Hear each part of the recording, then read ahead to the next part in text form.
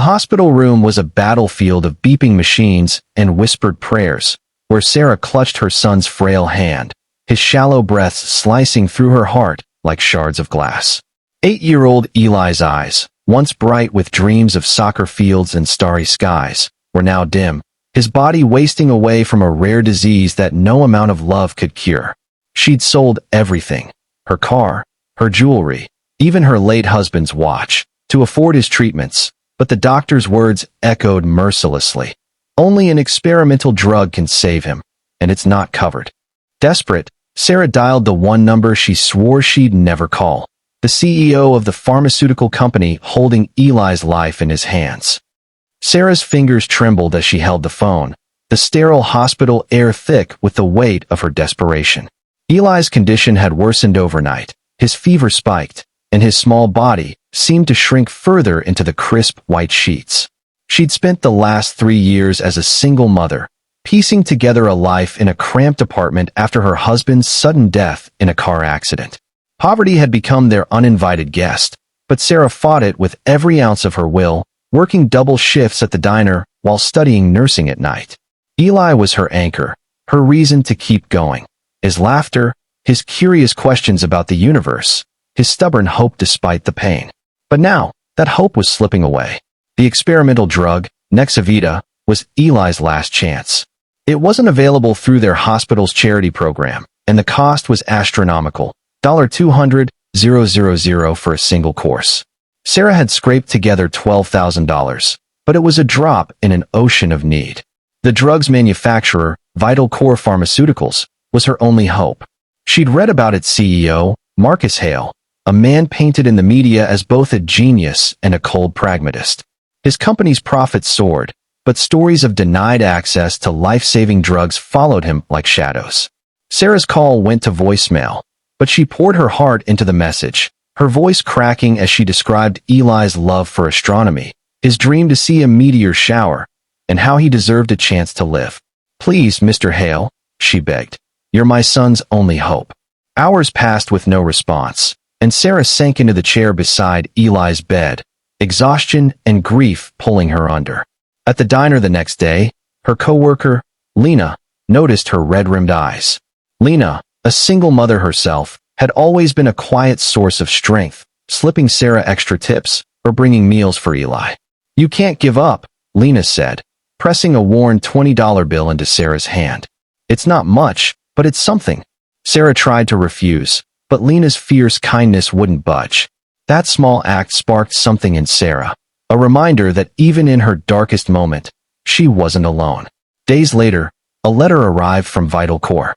Sarah's heart raced as she tore it open, expecting another rejection. Instead, it was an invitation to meet Marcus Hale in person. She arrived at the towering glass headquarters, her thrift store coat stark against the polished marble lobby. Marcus, a man in his 50s with sharp eyes and a guarded demeanor, listened as Sarah recounted Eli's story. She expected indifference, but his face softened when she mentioned Eli's telescope, a gift from his father. "I had one as a kid," Marcus murmured, almost to himself.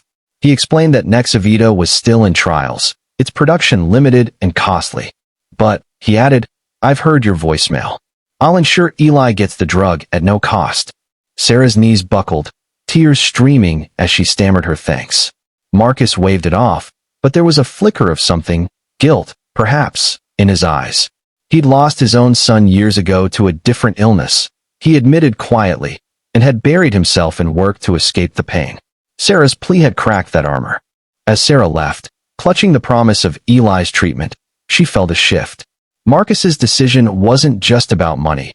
It was an act of humanity, a bridge between two broken hearts.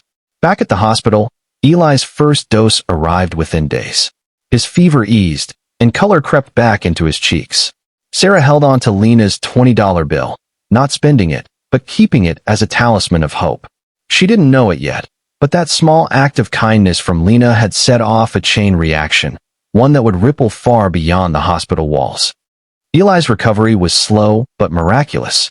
By spring, he was strong enough to sit up, his eyes sparkling as he pointed his telescope at the night sky from the hospital balcony. Sarah watched him, her heart swelling with gratitude for Marcus Hale's decision. but the journey had changed her. Poverty and grief had once isolated her, making her feel like she was fighting the world alone.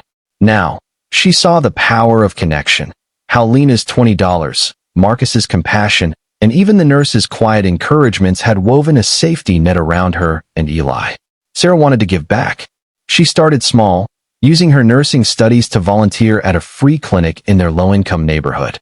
There, she met Jamal, a teenager who reminded her of Eli, bright, curious, but weighed down by abandonment. His mother was in prison, and he lived with a grandmother struggling to pay rent. Sarah began tutoring him in science, sharing Eli's old astronomy books. Jamal's face lit up when he learned about constellations, and Sarah saw echoes of her son's resilience. One evening, Jamal shyly handed Sarah a drawing of a meteor shower. "For Eli," he said. "I heard he's getting better." The gesture, simple yet profound, brought tears to Sarah's eyes. She realized kindness wasn't just about grand acts like Marcus's. It was in these small, deliberate moments that stitched people together.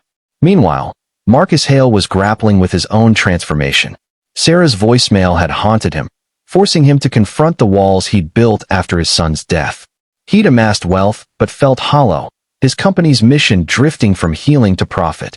Inspired by Sarah's gratitude, he launched a program to provide Nexavita to low-income families, naming it the Eli Fund. When Sarah heard, she wrote him a letter, not just thanking him, but inviting him to visit Eli. Marcus arrived at the hospital, hesitant but curious. Eli, now able to walk short distances, showed him the telescope, babbling about the Perseids meteor shower. Marcus, usually reserved, laughed, a sound he hadn't heard from himself in years. Sarah watched, seeing not a CEO but a man rediscovering his own heart. Before leaving, Marcus handed Eli a small star chart, saying, "Keep looking up, kid." Months later, Eli was discharged, his condition stable. Sarah organized a community stargazing night to celebrate, inviting Lena, Jamal, and even Marcus. The park was filled with neighbors, many of whom had quietly supported Sarah, bringing casseroles, offering rides, or just listening. Jamal helped Eli set up the telescope, and Lena brought homemade cookies. Marcus arrived quietly, almost unnoticed, but Eli ran to him, hugging his legs. As meteors streaked across the sky, Sarah felt a profound sense of connection. The night took an unexpected turn when Jamal's grandmother approached Marcus, thanking him for the Eli Fund, which had helped her afford medication for her own heart condition. Marcus, visibly moved, realized his act of kindness had rippled outward, touching lives he'd never met. Sarah, too, saw the full circle. Lena's $20 had given her strength to keep fighting. Her plea had softened Marcus's heart, and Marcus's generosity had saved not just Eli, but others like Jamal's grandmother. As the crowd dispersed, Sarah stood under the stars, Eli's hand in hers. She thought of her late husband, who'd always believed in the goodness of people. "We're never alone," she whispered to Eli, who grinned, pointing at a shooting star. The community, bound by small acts of compassion, had become a constellation of hope. Moral of the story: a single act of kindness, no matter how small, can spark a chain of compassion that transforms lives and brings humanity full circle.